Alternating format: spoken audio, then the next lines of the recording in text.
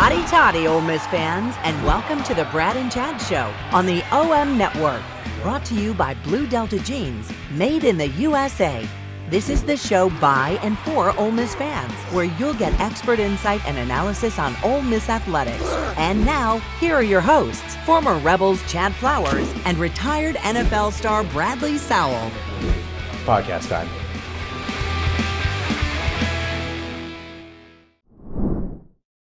Brad and Chad Show brought to you by Blue Delta Jeans on this Wednesday. Bradley Sowell, how are you today, my friend? Good, man. Excited about the show today. Got Ben Garrett joining us. Going to give us a little portal update, a little recruiting update, and see what's going on in that world. Been a week or so. It's kind of weird only doing one show now, but it is. Yeah, we mentioned Ben. We're going to have him on here in just a second. Talk about the recruiting class. Signing days next week. We got the transfer portal that's still going wild. Lane has added a new coach to his staff. We'll talk about that too. Yep. Before we do that, though, it's been a weird last few days, especially in the state of Mississippi. College football in general, and obviously, I'm talking about the passing of head coach Mike Leach from Mississippi State. Just it's weird. He coached the Egg Bowl. They win. Fitting. I'm happy with that loss now, considering how things have played out. Likewise. Right. He was such a huge fixture in the game, and it's just weird knowing that we're not going to hear any of those quirky interviews anymore. We're not going to see that air raid, at least with him at the helm behind it. Did you get a chance to? I know you played against him in your Cotton Bowl your freshman year. Did you ever get a chance to talk to him or anything with Coach Leach? I did not, but the guy that was his strength coach at Washington State was actually my strength coach with the Bears. So I got to hear a lot of stories about Coach Leach and about how funny, how interesting, how different he was. I know it's been stated before that's how he was. And my biggest deal with Coach Leach was I just always remember my dad. Every time Ole Miss would struggle, he'd be like, "They need to go hire damn Mike Leach. I'm sick of this." Too. And I feel like everybody for years in Mississippi wanted Mike Leach to either come to Ole Miss or stay, or really Ole Miss. I know Ole Miss fans were stuck on him for the longest time, just kind of like the Dennis Erickson for the longest time as well.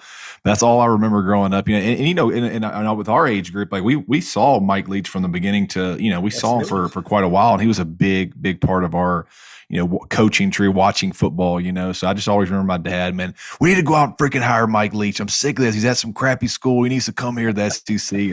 And finally he comes to the SEC, and it's crazy that his last game was, beating Ole Miss in the Egg Bowl. It's a tough loss for college football altogether. For sure. And one last thing that I'll say before we bring Ben in, obviously this is our in-state rival, Mississippi State, but this transcends rivalry. This is much bigger than that. Obviously you don't want this to happen. And I think I listened to Lane Kiffin on SportsCenter earlier today talking about it. And he had such a great perspective about how amicable this rivalry can be. Let's listen to that clip real quick and we'll come back and talk about it. Well, I was in the state recruiting yesterday and actually tried to go by Jackson, but obviously not good timing. And so you just feel it everywhere. And like I said, I don't know, maybe this is something for fans that Coach Leach and I feel brought here, that like there doesn't have to be hatred amongst the program and the people. You can have great rivalries and passion, and still love each other. And I loved him. And I feel like I kept hearing that was so unique. You're not supposed to do that here. And he would say the same thing, we'd always just hug after every event and say, "See you next time, buddy." And I just can't believe that's not going to happen again. Just really cool words to hear from a coach. You hear all the negative and the hate that gets spewed, especially in the college football world. It is kind of refreshing to hear both of them. They didn't really fan the flames like some previous coaches in different times did. It was just kind of a, hey, this is our job, but we're going to try to do our best to win. And then when the game's over with, we're going to shake hands and move and go the other way. It is refreshing, and maybe some good things can happen in the rivalry because of that. Yeah, I know. I mean, it's such a far cry from when I was a kid and 97 fight. Ole Miss and Mississippi State has always been, pretty intense rivalry. And a lot of the reason for that is because both teams were always dead average, right? Yeah, like you're always right, fighting sure. to go to a bowl game. You're always wanting to try to be the better program. But yeah, I mean, I think over the last couple of years, the rivalry it's been a great rivalry, but it's also been cordial. And I don't know if it's because they both came from the West Coast or whatever. And but they also are two coaches that are making these programs legit, where you don't have to sit there and play for your one game a year at the end of the year, whereas we're playing all year. Because we're good programs, and we still happen to play each other at the end, kind of like Ohio State, Michigan. Where you're fighting for bigger things than just winning the Egg Bowl is where I think those two were headed in the direction of these programs. So yeah, it's cool to see, man. I mean, but it's all in all, man, it's been a sick feeling all week. Knowing that you just never know in life, man. Like hug your family, be thankful. You don't have time to hate and be negative in this world, man. It can happen. It can happen so quick. It can happen to anybody, and it happens. It happened to a really good football coach, and it sucks, and it's sad. Yeah, for sure. And our thoughts go out to the Leach family as well as the Mississippi State family. Hopefully, some peace can be had from all of this. Transitioning, not an easy transition to do, but let's go to our Nest and Wild hotline and bring in Ben Garrett from the OM Spirit. Ben, how are we today, ma'am? Good, but I'm like y'all. It's a really tough day because, like, from our age group, Mike Leach, I mean, in general, Mike Leach is one of the most transformative coaches to ever coach in college football. Yeah. But he had the greatest impact on my perspective of college football of any coach ever, because he changed how I thought football could be. Our life's passion is football. What are we doing right now? We're sitting here in the middle of a work day while somebody's off in a factory talking about Ole Miss sports, right? Yep. And because that's our life's passion. Brad played in the NFL. You played at Ole Miss. You know what I mean? And I grew up around Ole Miss. I mean, this is what I love to do. It is who I am. And that whole perspective I had about football, what made me the person that rambles and is obnoxious and stupid, was really formed by Mike Leach and his philosophy towards football. So it goes far beyond. I think you said it right, Chad. I mean, it goes far beyond any bullshit in-state rivalry stuff. I mean, this is a human story. This is a shared brotherhood story. And as much as Ole Miss and Mississippi State have really been at odds and hated each other for so long, I think what is a tremendous legacy for both him and Lane Kiffin is how important it was for them to step in and just dial it down. Be the adults in the room, right? Bring the temperature down. Yeah, because it was in an unhealthy place. Like it was getting to a place where I didn't feel comfortable, and I was complicit. I was talking just as much crap as anybody to fellow beat writers on the other side. I didn't feel comfortable going to Starkville because if somebody saw me, heck, they'd throw a bottle at my head. Yeah, well, I know a lot of people. I know a lot of people that are like that. They simply will not go to either stadium. And that was my neighbor's a Mississippi State person. I went over there the other day and was like, they're like, yeah, we don't go to Oxford. And I'm like, dang, that's weird. Oxford, I mean, almost seems like such a safe place. And Mississippi State's the same way for a lot of our fans. We're like, I'm not going to Starkville. That's going to be a fight every time. So that's just, that is crazy. That's a legacy. It's a legacy. And it's a sad day. It's a profoundly sad day. And I'm kind of like Chad. I mean, Ole Miss never wants to lose the Egg Bowl. All right. And Mississippi State never wants to lose the Egg Bowl. I could not care less that Ole Miss lost the Egg Bowl. I can't either. Because that man and that football coach in this sport, there are a few who've been as influential or instrumental in my growth personally. Then in the game in general, I'm glad he went out as he should. And this is winning a game. Absolutely. Winning a game. And you can tell how important and how big a man is by listening to how his peers talk about it, right? When you've got Lincoln Riley, there's so many, I'm going to miss names, but there's so many big coaches that, Josh Heupel at Tennessee, that credit what Mike Leach was able to do for them and get them where they needed to be. Yeah, he was a great coach. He was a quirky guy, but he was also a teacher of both players and coaches, which is what I imagine most people get into this business for to begin with. And he did that in spades, which is all you can ask for when you look back at your career. And he wasn't serious about himself, like he could laugh at himself. Wasn't. A lot of what, and I said this today on my podcast, Talk of Champions. Like if you go around this profession, I mean, I make fun of Hugh Freeze all the time. Okay, because he's the most self-serious person ever. He can't laugh at himself. Right. He takes this very seriously. Now we all take it seriously, but in the grand scheme of things, where does football rank? Right at the end of all things, it's a passion for us, but it ain't our family. It might be your faith. It might be whatever. That's just football is down the list. But some coaches can't separate it. They equate it with family and friends and belief systems and stuff like that. Mm-hmm. Mike Leach understood where this was supposed to be. It's inherently a joyful thing is football. Yeah. And he loved the hell out of football. Yep. And he was awesome at it. Yep. And it just sucks. I mean, it's been killer. And it's not just, and I think what's so interesting is like, we don't know Mike Leach. Brad didn't know Mike. I didn't know Mike. You know, I never talked to him, but he was that important to me. That is a legacy. And I think it says everything about who he was, because Mike Leach, there's never going to be another one like him in college football. Ever. No. And what we'll do is at the end of this interview, we'll play some of our favorite quotes from Coach Leach going out. So stay tuned for those. You know, he's got so many. We only boiled it down to about a minute and a half, but there's plenty you can find on YouTube or wherever you like to listen to those clips. So stay tuned for those. But let's move on to, recruiting, the transfer portal. It's going wild right now. And Ben, the first thing that I want to talk about is some of the biggest news that Ole Miss got, which was a reaffirmation from Centurion Perkins. Yeah, right. The rumor was Alabama's coming, and anytime you hear Alabama is looking for someone, okay, well, they're going to go to Alabama. And he came out and said, I'm 1,000% committed to Ole Miss. If you're not familiar with Centurion Perkins, linebacker from Raleigh, Mississippi, he's already committed to Ole Miss. He stayed committed to Ole Miss. Ben, how big is that for this recruiting class that Perkins is, at least, according to what he said, he's going to stay, or his plans remain to stay in Oxford? It's the most consequential high school recruiting story of this cycle for Ole Miss. It's not close. I've said this before, and I mean it. There's only one player was the greatest high school player I ever saw, like I ever personally saw, and it wasn't Brad. It was Laramie Tunsil, okay? Like, you saw Laramie Tunsil, you went, oh, yeah, he's going to the NFL.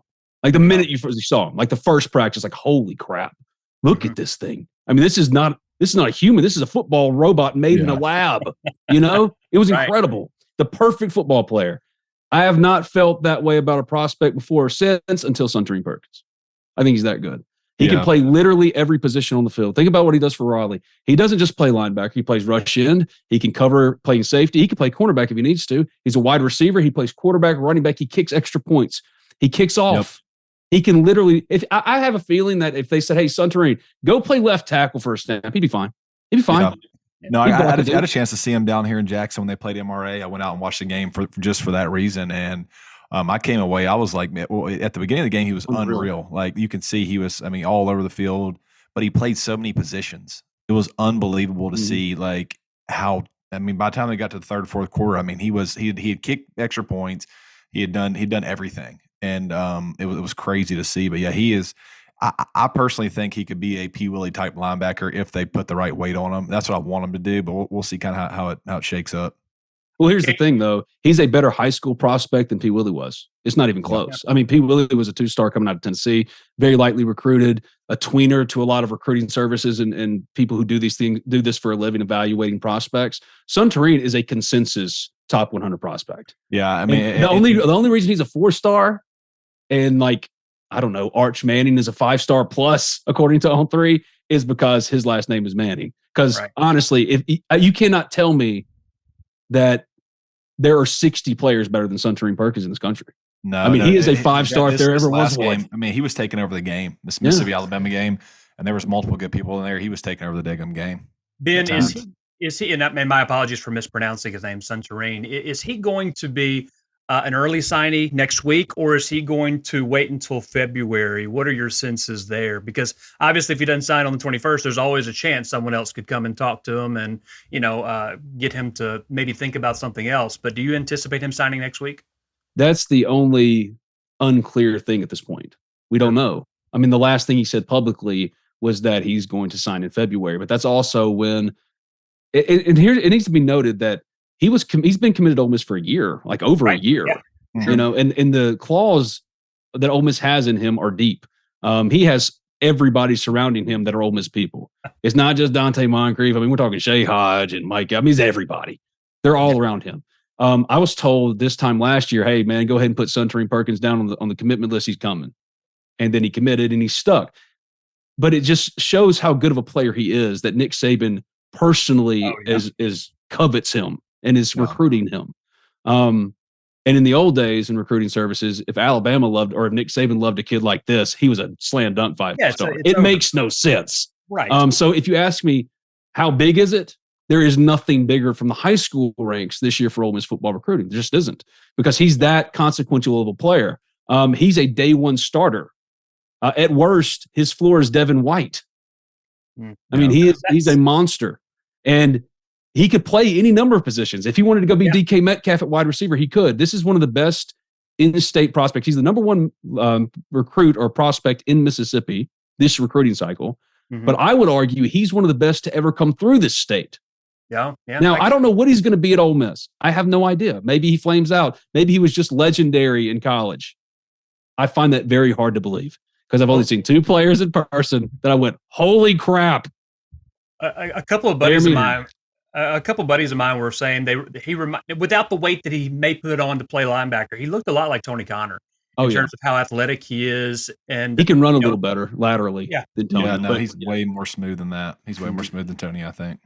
But Tony was like that. He was a prospect like that, though. I mean, he was a 5-star, and you knew when you saw him, he was going to step in and play. Suntarine is the exact same thing, except he's more dynamic in his explosiveness, and he has more versatility or flexibility positionally, where they can play him any number of spots. And it'll be interesting to see if they use him as like that Springer type role coming in, just before he gets on weight, and then they eventually put him at linebacker. But it'll be interesting to see if they use that. That seems to be the correct fit. Let him kind of go around and hunt and track guys down. Yeah, like Jake Springer, Otis Reese, and Otis Reese is graduating. So I mean, you could, like, if you told me right now, Ben, I promise you, I guarantee you, Suntarine Perkins is going to start where Otis Reese was for the last 2 years on day one. I'd say, yeah, makes sense. Yeah. He's that good. He's really, really good. Now, in addition to Suntarine, the Rebels also have 11 other commits, and we're talking just high school right now. We'll talk the transfer portal in a second.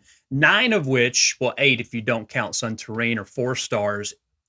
Do we feel pretty confident that the Rebels are going to be able to ink all those? Do we have any surprises are coming our way on that front, Ben? The only one I'm concerned about is Marcel Reed, the 4-star quarterback who is I'm probably going to buy into the Twitter hype there. Freeze posted the big fish picture, and you got Reed liking some of his stuff. This will be interesting. I tell you what, though, like, what is intriguing for Reed, though, and I'm just going to look at it from an outsider standpoint, is he can start at Auburn and start right away. They have nobody. You think he'd step in and just immediately take over for Robbie? Well, I think from Freeze, if you look at it from a hedging standpoint, Freeze got a little time, right? Why not take my decent quarterback recruit? Maybe we go to win 6-7 games first year. But then all of a sudden he's starting for 3 or 4 years at Auburn, and he, Freeze is going to get a year or 2 to get it going. So why not get him crazy experience? So 2 years from now, I got a quarterback that's been starting for 2 years, and now he's freaking balling. So I think he could win 9 games with Robbie Ashford. That's what I think Hugh Freeze could do. Well, yeah, and I think it'll be interesting to see him in that scheme. I do too. I mean, Robbie's a great athlete, but Reed can throw, man. He really can. People think he's some kind of scrambling guy, and he has actually got a great arm. I know that Ole Miss evaluated only 4 quarterbacks higher than him in this class. 4. Yeah. What's the deal? I was told the same thing. What's since we're talking about Hugh Freeze, I think this is a good time to bring up, is anybody else noticing that he's creating Ole Miss 2.0 in terms of his coaching staff over at the Plains right now? He's bringing basically everybody back. Wesley McGriff, which did not have his the best last stint in Oxford. Please make him defensive coordinator. Unfortunately, it's Ron Roberts. It's actually a good hire for defensive coordinator for them. Yeah, we were rooting for that. Kind of strange that it seems like he's got a small circle that he lives and dies by. That he's just going to keep. He's going to keep running it back out there as much as he can. Brad, we've talked about this before. That's been one of his fatal flaws. Yeah. It's like further evidence that he has not changed at all. It's not just about the DMs on Twitter when you say something mean about him on Twitter. It's also he doesn't have a huge coaching pool to pull from. No. He's never been that connected. And Auburn's a perfect fit for him because I think he'll win there. Mm-hmm. And also he'll be completely subservient and everything. But as far as the Ole Miss recruiting angle, he's going after Marcel Reed. I think Marcel Reed's going to stick. I think he's going to hang with Ole Miss. He's been committed for a long time. Texas A&M wants him too. And he's getting more attention now than he has probably the entire cycle because of how good he is and how he produces. Dude, he balled out. He balled out. And this is what people don't realize. He goes to a great high school, and he is a very, very smart kid, mature kid. I want to say his dad or somebody in his family is a coach.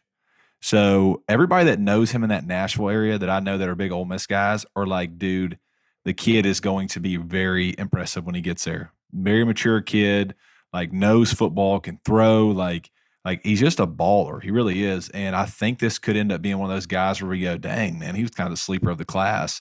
Because you look at him on film, man, I mean, he throws as good as anybody. If he was Marcel Manning, he would probably be number 2. Yes. Yes. Same thing with Santorini. It's like sometimes you just look at prospects and you go, how are they not, number 2 or 3? Fine. Arch Manning is first, but Marcel Reed is like at worst 6th. I mean, and when you watch them on film, you could easily make, and I'm not just saying this because look at his offer sheet. I mean, look at his offer sheet. Dude's got offers from everywhere. And he's really good. And if you watch the film, I can make the argument that he's more toolsy than Arch is. And yet he's, the super prospect. But Marcel Reed, I mean, Ole Miss should be that excited. I know he's not Marcel Manning, like Brad said. But if he were, I mean, the talent is real. And Texas A&M and Auburn want him. But as far as the other commitments, they're good. I honestly think there might be a departure as far as mutually agreed upon departures. I don't think so, but there might be with one. But outside of that, I think they're going to be good. And again, there's going to be drama with Marcel, but I still think in the end, Ole Miss is going to get him. What the hell are we going to do at tight end? Get a transfer. I mean, can we do something? Like, I like the Arkansas State kid. I was trying to look at all the ones out there. That Arkansas State kid is intriguing as hell. Yeah, I think the one that I'd pay most attention to right now is CJ Dippery because Ole Miss is offered for the tight end from Maryland. Yeah, the problem is he's blown up since he got in the portal. Yeah. And Ole Miss was on him early, one of the very, very first schools to offer and show interest. And I actually heard that Ole Miss and CJ Dippery were a little down the road once he got in. Like it could happen pretty quick. And then Alabama offered, and he visited Alabama last week. And now he's supposed to come in to Ole Miss for a visit. If that visit happens, a whole new ball game. But right now, he's an immediate starter here, though. He goes to Alabama. There's no way, dude. Well, Trigg did return to practice today. Yeah, he was practicing. But you know what? But that's the thing. You need multiple. As we've learned here, since Hudson Wolf is a mythical character at this point, he has a degenerate back issue, man. Come on. Yeah. But I mean, like what do you want him to do? You can't get a new back. You can't go to the store and say, "Hey, give me a back." Listen, I hope Hudson Wolf's getting a great education, but you can't make the club in the tub.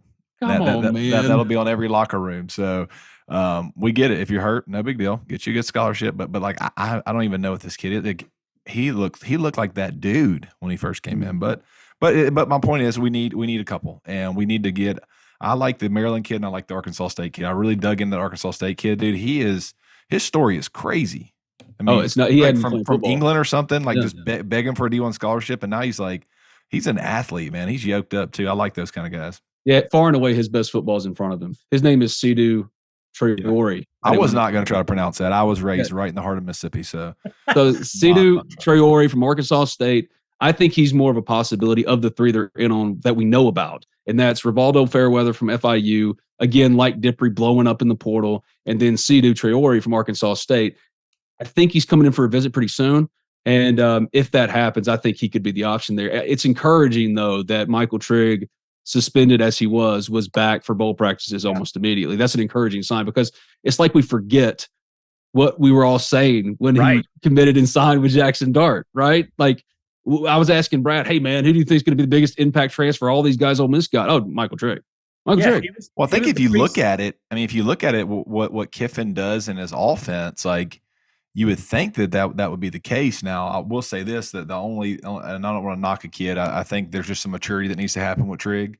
Oh, yeah. I think the talent's still there. I just think he needs to maybe mature a little bit, and I think that's going to happen. I mean, it's just sometimes in college football, you've only ever been told how great you are, and, authority, it's tough. And, at some point you got to realize, like, hey, I got to be a pro. I got to prepare like I'm going to take this on as a job one day. So, hopefully this suspension will serve him well and he comes back and balls out. I mean, he's a great talent, and it'll be great to add somebody with him. Well, yeah, he was the guy that, you look at Quinshon Judkins in the season that he had. Before the season, we thought that Trigg was going to have the season that Quinshon had, at least in terms of production. So the talent's obviously there. It's not like we made that up out of nowhere. So it'd be interesting to see what he's able to do in the bowl game, assuming he plays, and going into next year. I think hold on, Dad, I think that's the single one thing. If you look at Kiffin's offense, where the struggles have been over the last 2 seasons, is missing that tight end. Mm-hmm.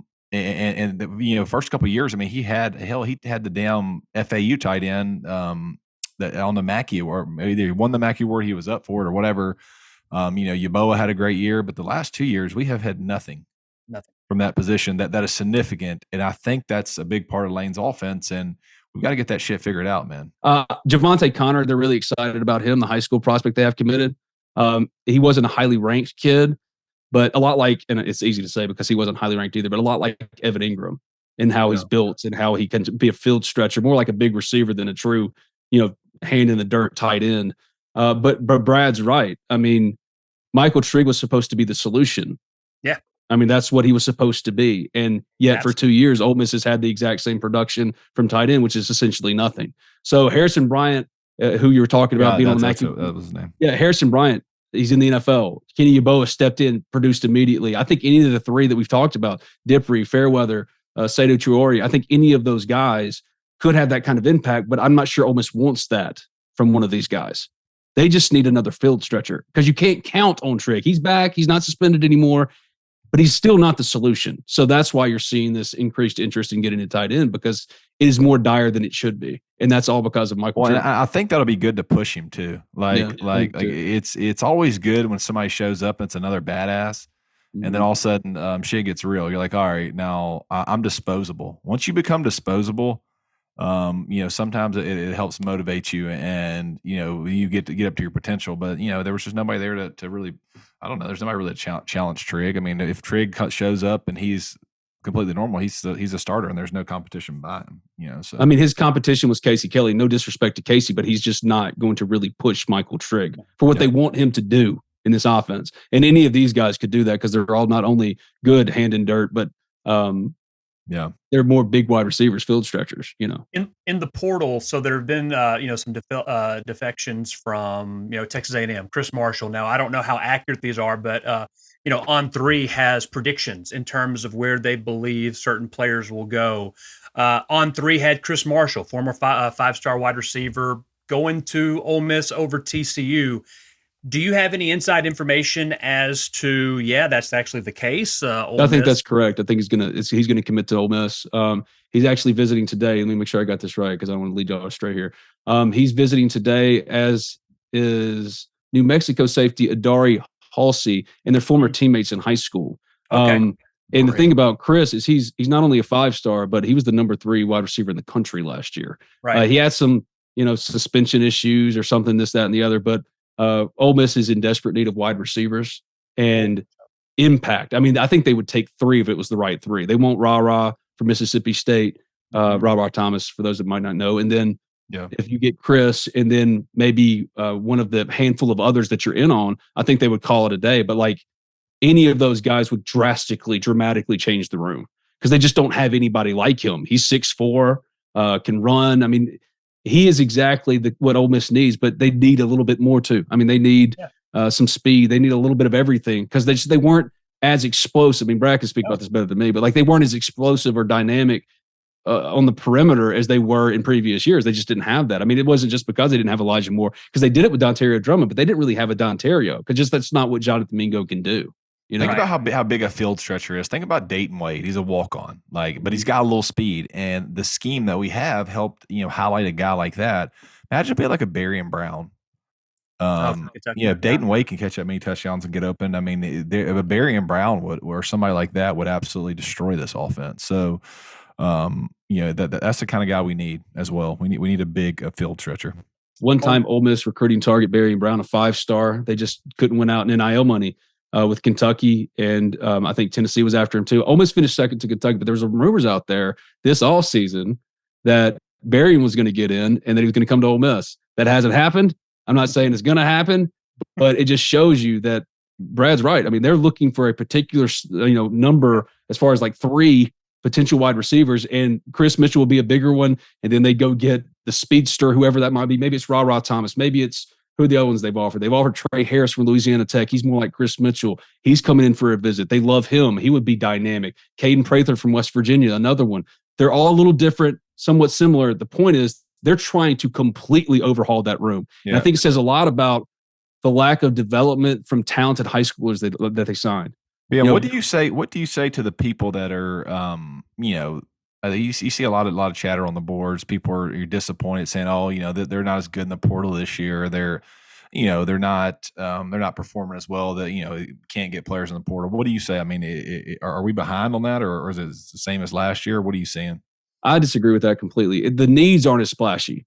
They're not as sexy. Yeah. It's not a quarterback. It's not a tight end who's really like, DK Metcalf playing tight end and Michael Trigg. It's not an edge rusher or two. Now, they need edge rushers. But I think that's a little bit further down the list because of need. So if you're not making the big splashy pursuits, it's not as sexy to talk about. And then it leads to an inherent, there's something's wrong. Nothing's wrong. They're actually doing really well. I mean, they're getting kids on campus.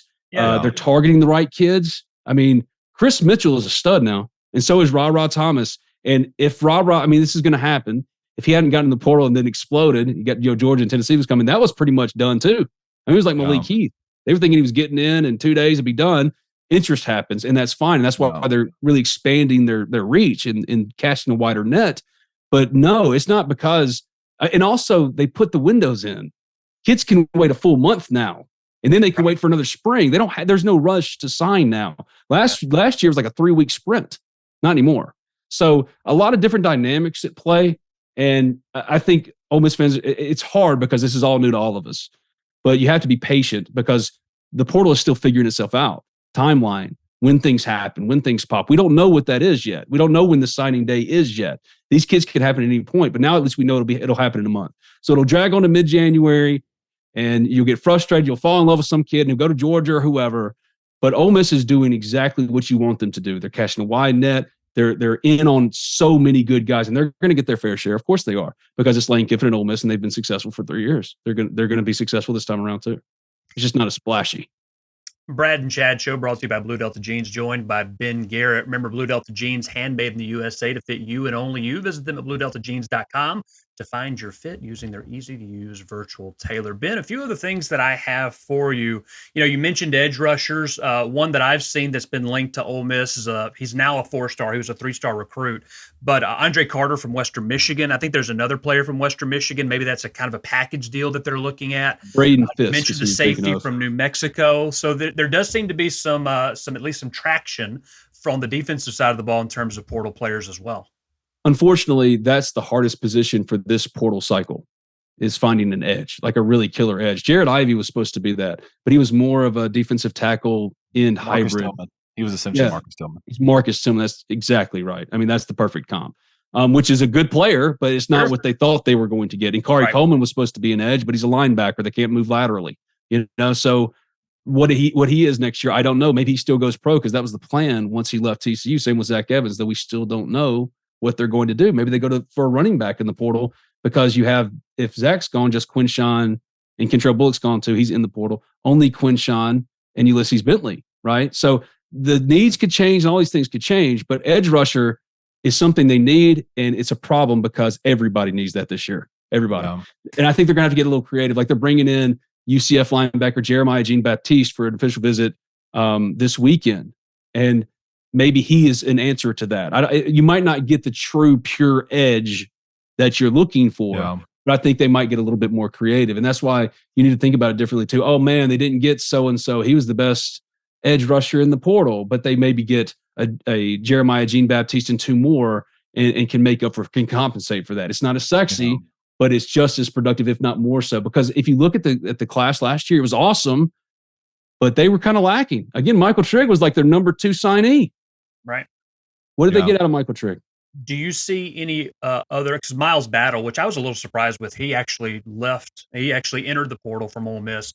Do you see any other players on the roster that may dip their toe into the portal before it's all said and done? I think so, but none of them will be surprises. Miles Battle wasn't even really a surprise. And there's no disrespect to Miles. He had a really productive career, and I think he's a next level player.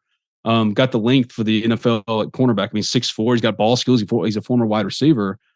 But I think Ole Miss, as its roster is constructed, believed it could recruit to improve on Miles Battle. I feel like they could have found, they felt like they're not upset that he got in because, well, that opens up a spot and we think we can improve on him. We don't want Davis and Igbenogson sitting on the bench. You know, right. He had a bad finish to the year. Okay, that's fine, but we still believe in the talent. We need him to start. DeAndre Prince is coming back. Yeah. Where's Miles Battle supposed to play? Right. So I do think that cornerback is a sneaky big need, and they're in on a ton of cornerbacks. One thing I wanted to note is NC State defensive lineman, since we're talking about defensive lineman, Joshua Harris, he entered the portal over the weekend. He will also take an official visit to Ole Miss. So things are happening. I mean, they're setting up visits left and right. It's constant. And Ole Miss fans just have to learn to be a little patient. It's not like it was that's what I was going to say, Ben. Here's one thing that Ole Miss fans need to take into consideration. We are not in the same spot we were last year as a team. You don't want to be in a spot every year where we need damn 15 players to replace, starting positions.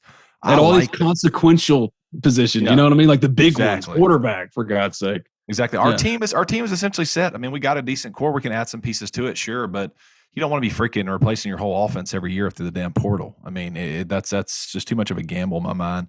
We got our core pieces in place. Let's add some good pieces and be patient. We'll get the right guys. Miami of Ohio cornerback John Saunders is coming in for an official visit this weekend too. So again, things are happening, and you just got to be a little patient. That's it. Perfect. Well, we've got signing day, early high school signing day next week, the 21st of December. Then Ben, when the portal's open until middle of January. Is that right? Middle of January. And then there's a second one, but it's only 2 weeks at the end of April. So, I mean, this isn't over if Ole Miss doesn't get a wide receiver, or maybe they go one wide receiver short. They wanted 3, they get 2. They can get another one in April, and kids will enter. And that's another thing always got to pay attention to is like, are you going to be able to retain your roster? Right. You're going to have to constantly recruit your own roster, even in spring practices. Yeah. You're going to have to placate some guys to keep them here.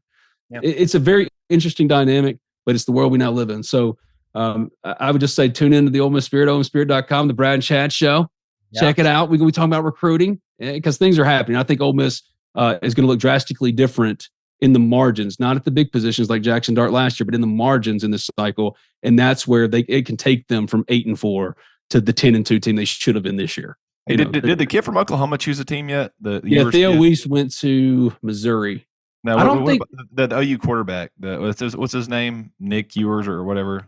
Oh no, he hasn't made a decision. Nick Ewers hasn't. I think has Ole Miss talked to him or no? A little, but it's not as serious as a pursuit as I thought it would be. I thought it would be a little bit more intense at this point, and that just tells me that they have other needs. They don't need a quarterback. I mean, he would be a luxury compared to what they really need, and they need wide receivers and a tight end and edge, and hell, they could stand to get another offensive lineman, but they love also Preston Cushman and Cam East. So it's an interesting place to be for Ole Miss because Brad's right. This is not the same Ole Miss as last offseason. It's just not. They're in a much better place now. It's about strengthening what you have, and they're being very targeted in what they want. Glue this thing together. Glue it up. Help glue up the missing edges. That's right. All right. Well, Ben, we appreciate it. That's Ben Garrett. You can find him on Twitter, Spirit Ben. You can also go to omspirit.com. He's also got a podcast, Talk of Champions, as well, if you want to check him out. Ben, we appreciate you. Well, thank you. I heard that I'm the first recurring guest. Is that true? You are.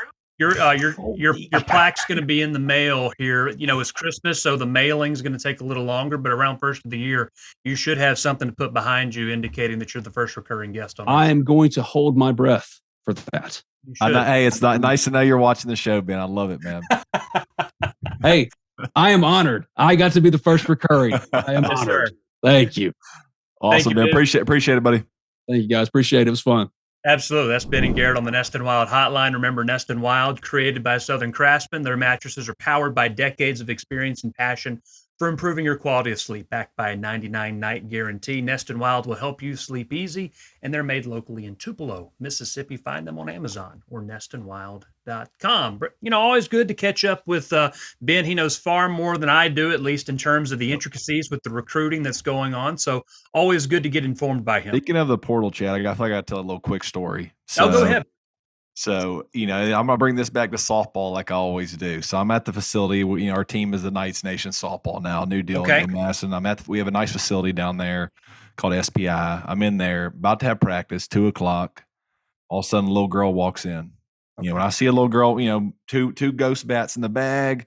I mean, she looks official. So I walk over there. I'm like, I have 8 players. I need 2 more good players, and I'm very picky who I pick. So I go over there and I say, hey, you want to come practice with us? Boom. She comes and practices with us. I literally picked up the kid version of King Griffey. Oh, really? You want to talk about sent from heaven?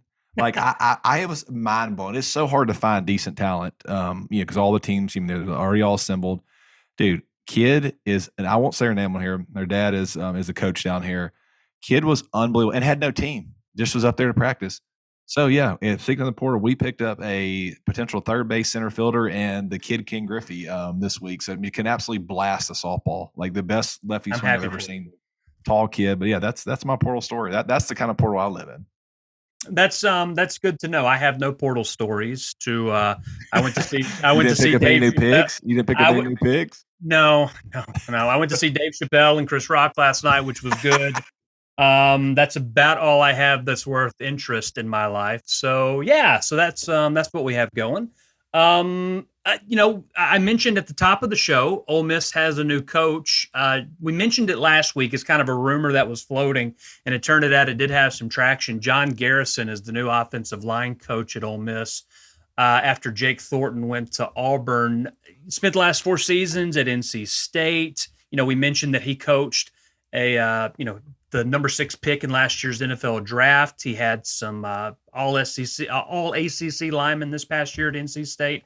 So he's worked with Lane. Always good to have someone you've worked with in the past. So any thoughts there, regarding the offensive line hire? Well, what's odd, I don't want to look too far. I don't want to be a tinfoil hat here, but like all these coaches that keep leaving Ole Miss to go take the same job somewhere else. That's what's odd to me. Like it's very odd. What time, how many guys have done this so far? I like Coach Jordan. I thought it was good, but the question is, do they not like working with Lane, or is he essentially telling them to find somewhere? Like, I don't know. Honestly, I won't even go dig for that kind of information, but man, it is odd that we have so many lateral positions over the last couple of years, which, maybe Lane has a certain way about it and it's not for everybody. Right. Sure. Just kind of like Mike Leach, if you bring it back to him, I mean, certain guys have their own way of going about it and certain people can't handle it. But, man, I tell you what, it is a little bit crazy to me that we've replaced a offense coordinator, O-line coach. I mean, multiple defense coordinator, and these are just lateral moves, and none of them have become head coaches. I think with Lebby though, because I mean, Jeff Lebby was also one. The only difference I'll give Lebby is that was his alma mater, right? Yeah. He went to Oklahoma, so I can't fault someone for going back home. Now, granted, there could be some friction.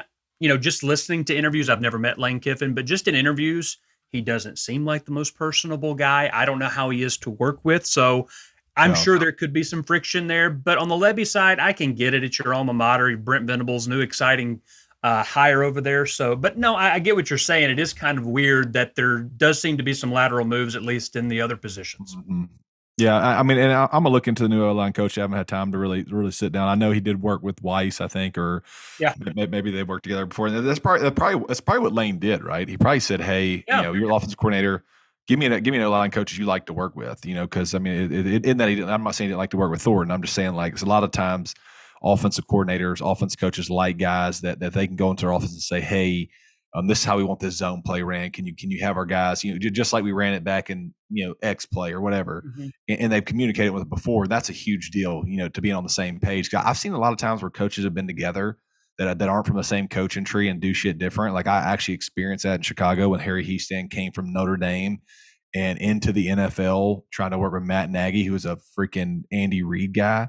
Mm-hmm. You talking about two different philosophies. We're talking about old school, like just old school type blocking type guy to a new, fun, innovative scheme. It was not a great fit for those two guys. So, a lot of times you want your offense coordinator and offense coaches to kind of mesh and understand each other and kind of have the same mission.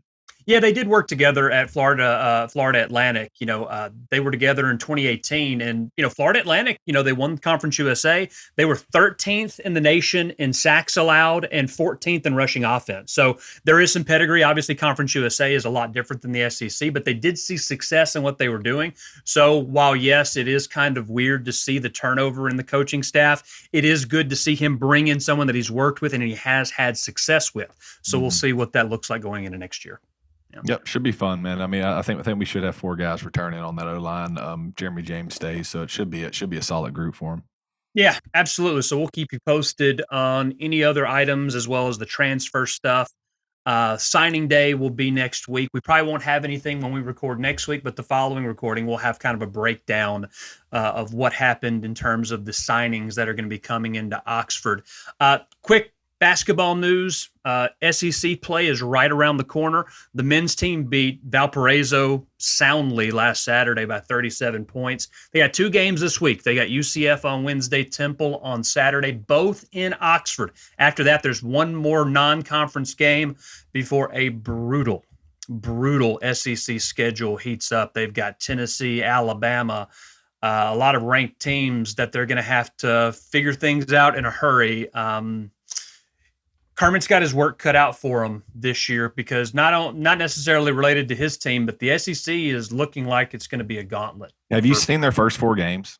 It's tough, man. I know they got Tennessee and Alabama 1 and 2. Dude, that is the toughest It's first 4 games of the SEC that you could imagine. I mean, dude, if we could go 1 and 3 or 2 and 2, that'd be a win. I mean, 2 and 2 would be a dream at what I'm seeing right now, right? I mean, They haven't played the toughest competition. They got blown out on the road against Memphis.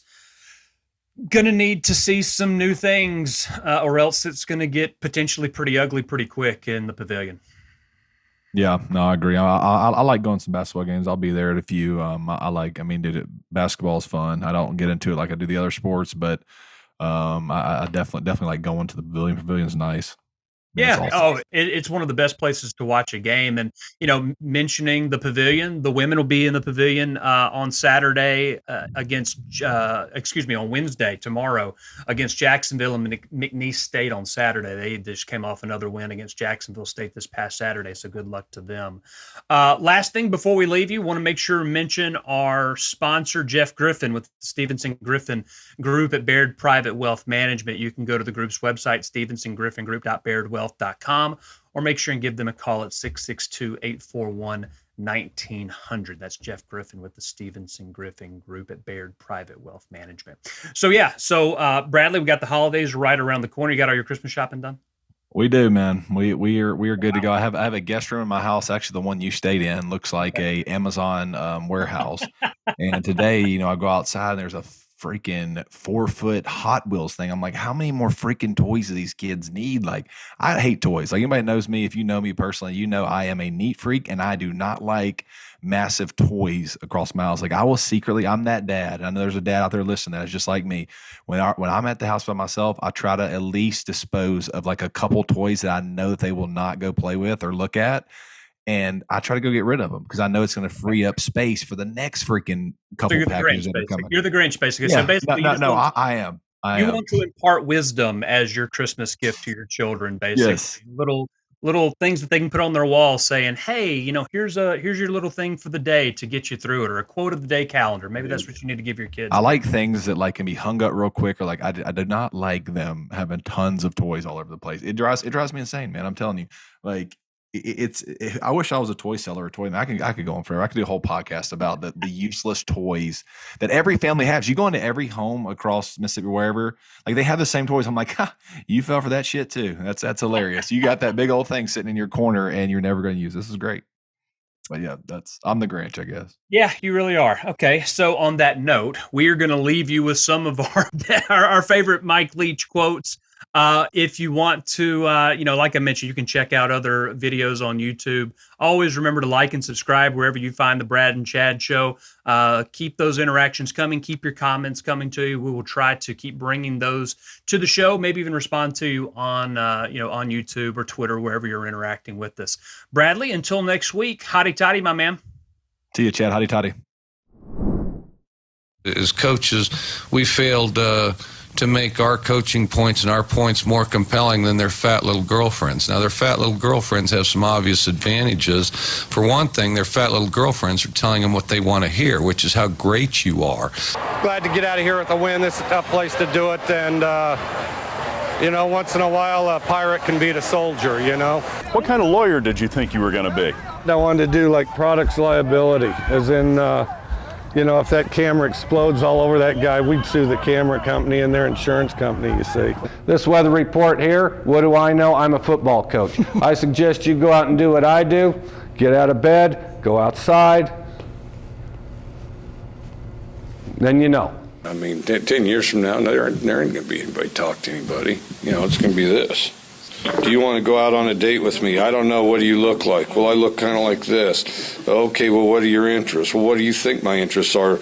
Looking into this thing and typing into this, just like yours are. Well, yeah, no kidding. That's what everybody's doing. Yeah, that's right. Virtually everyone. Well, where do you want to go? Well, what difference does it make? Because all we're going to be doing is looking in this machine anyway.